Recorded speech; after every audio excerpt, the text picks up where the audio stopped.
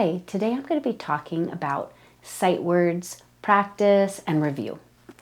So first I want to tell you that a lot of what I'm telling you is located in our Teacher Helps on page 13. So you'll have that as a tool. When you're learning sight words, you want to use colored cards. Students seem to be able to read them better than the white cards. You want to have two different decks. You want a deck where you write the word that they're learning to read. So here's an example, place. Now, if your student has a hard time automatically recognizing this word and reading it, you can have them draw a little visual cue on the back that you can show them to prompt them. Now, you also want your student to learn to spell these sight words. That would take a different card where you can give a visual cue with the sounds.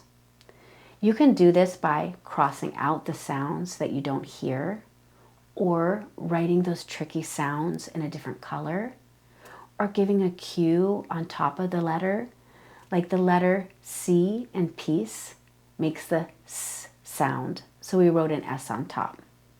But it's okay to give those cues when learning and practicing these kind of sight words. Now, as you go along, you're going to want to keep a mastered set and bring those back in occasionally to continue to practice and always review. Now, you're going to want to play with these sight words. You can write them on stones, and that could be for ones that you're collecting, that they've mastered, or if you want to play games.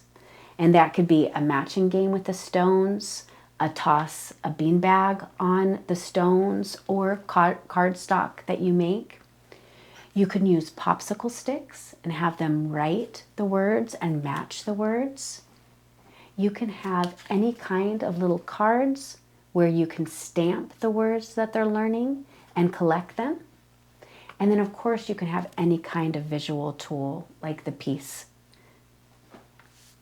Now, another way you're going to practice and learn sight words is in the Kickstarter books. All of the sight words they're learning are located within the Kickstarter books, and it's good practice. You'll notice in the corner that they have little check boxes, and the goal is to have your student read it to you 4 times. They can identify the sight words, and they can use colored pencils to mark those sight words.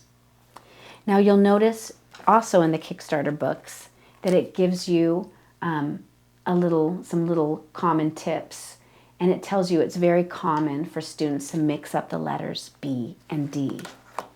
Something I do as a visual prompt for my students is to have them write the word bed on top of their paper.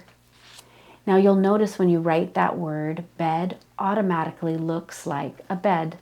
You can even embellish it and put a little person laying on top. Your student can look at that as a visual every time they're doing their B's and their D's, and that till they get that, use that cue. These are some tips that I hope help in practicing and playing with sight words. Another important thing to remember is in any book you're reading, you can stop and take time to identify those sight words they're learning. You can even have them clap or do something funny every time they see or identify one of those words. Play and have fun and practice. I hope that you've learned today. Right along with me. Thank you for joining. Bye for now.